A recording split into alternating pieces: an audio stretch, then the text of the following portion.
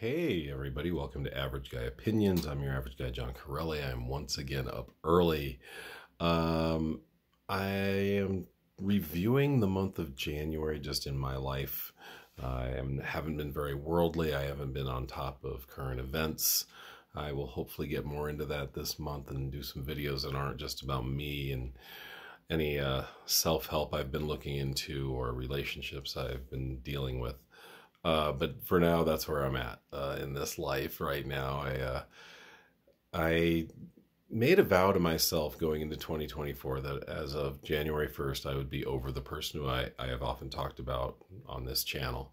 But I found out it took me a lot longer than that. It took me a full month. And so yesterday I wrote this note to myself, right? Instead of Happy New Year, Happy New Month. Now, this little sign for myself had a lot of meanings, right? First of all, it did say, hey, you've been dwelling on this for a month longer than you said you would.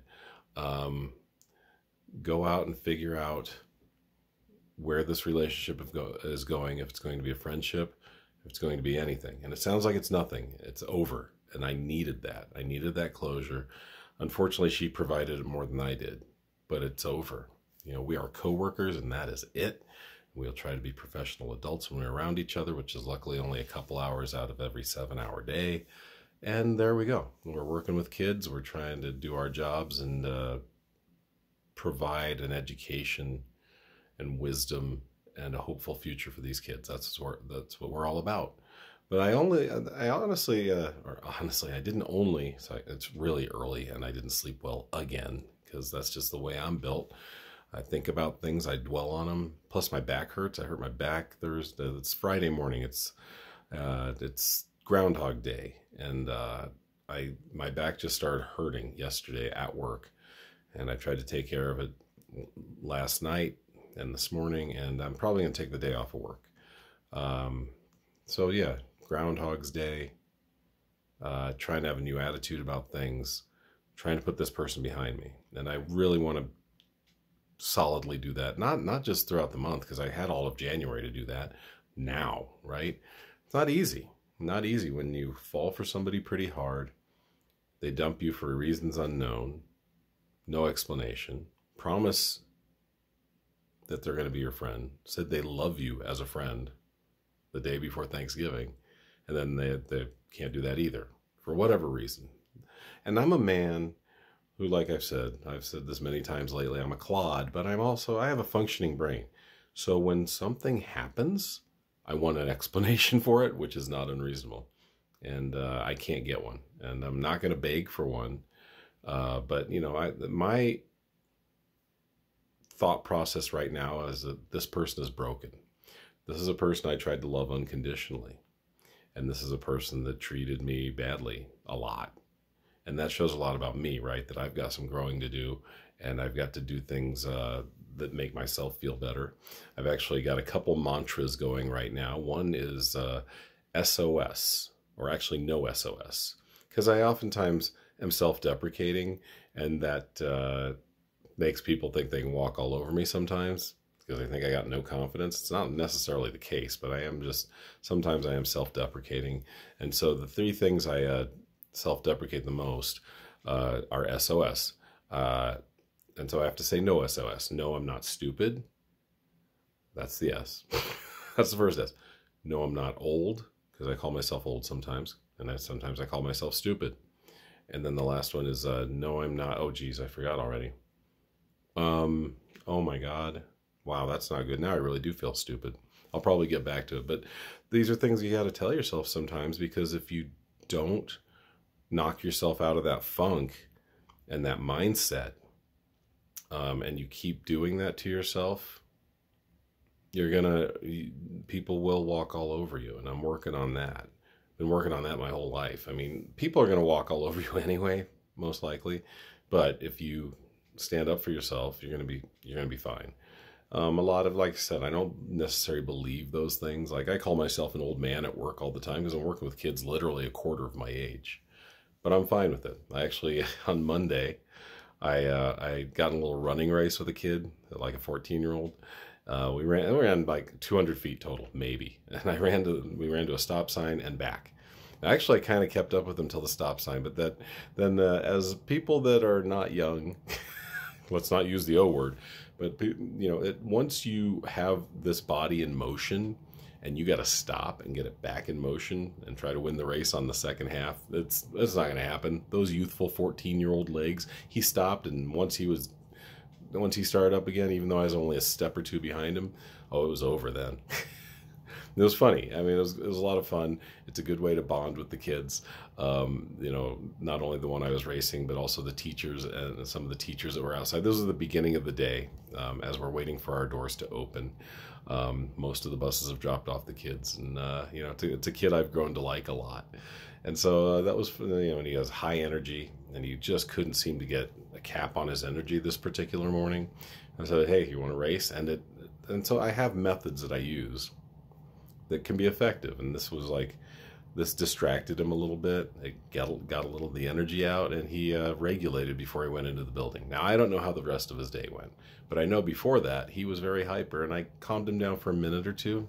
Like I said, did it parlay into a great day for him? I have no idea, but it was a little attempt just to get him to mellow out before he walked into the building, and it worked. I have a lot of methods that work, and that's another thing I'm working on is, I'm not stupid, I'm not old, and I'm not sorry. That's the other one, right? So I gotta stop saying sorry so much, and it's just a bug for me.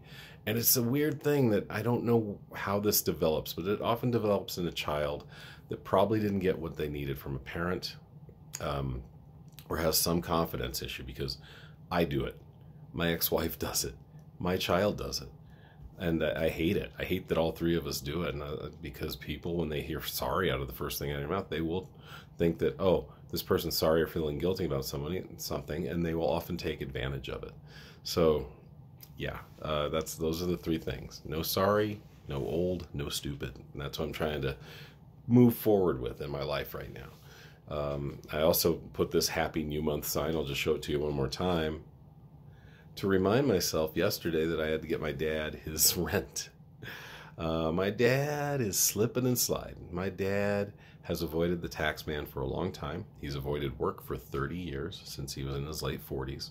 He used me as his little tax shelter. And so that gives me a little laugh to myself. I'm like, oh, Happy New Month. You got to go get your sometimes unappreciative father his money order, because he's not going to pay, for whatever reason, he's not going to pay out of his personal checking account, because I think he thinks, and he may be right, that if they see that number that the IRS could get to him, I have no idea how much he has in this checking account. It could be millions, it could be 1,000, I don't know. But he wants to keep that on the QT or the DL or whatever initials we're using to be secretive these days. So yeah, that's the month that I'm starting off with. I think it's going to be a great month. I think I had a really good January, but I was still dwelling on that relationship, and now I'm done dwelling on it. I think, the human brain's a crazy place. It's part of the reason that I stay up at night. People questioning me at work, or just ignoring my expertise. I was dwelling on that a lot this past evening. And like I said, the back pain didn't help. I took a lot of ibuprofen. I didn't want to make myself sick, so I had to stop. And it's just something tweaked. I don't know how or why, but it happened. And as I'm going through this video, I'm realizing it's not very exciting, and so I may post it, I may not. I might, just because I'm so far behind. I do have stuff written down I want to talk about, but I just if you guys are following me, and I appreciate that you listen to my life, because it's a big deal, and this is kind of therapeutic for me. So I probably will post it, but it is it's been an interesting month, but I'm really looking forward to the next month. My mom turned 76 on the 11th. I'm doing comedy on the 9th. My oldest child, Dante, turns 26 on the 15th. Valentine's Day, not doing that. Don't need to put myself through that. It's going to be part of my healing process, is to absolutely act like Valentine's Day doesn't exist. And it shouldn't exist. It's a greeting card holiday. We don't need it. I'm not going to make a bunch of florists richer than they already are, or candy guys richer than they already are. Fuck that. So there you go. I think Outkast put it best when they said, "Fuck that Valentine's, fuck that Valentine's, Fuck that Valentine's Day. Okay, so there you go. There's my 10 minutes. Hope you are doing well. Sometimes I am, sometimes I'm not. But I appreciate you watching and listening, and I hope you are doing well. And have a great day. Have a great Groundhog's Day. Don't watch that movie, though. It's terrible. I'll probably get comments about that. I think it's the dumbest movie ever. I found it obviously repetitive and just annoying. Anyway, we'll talk soon. Bye.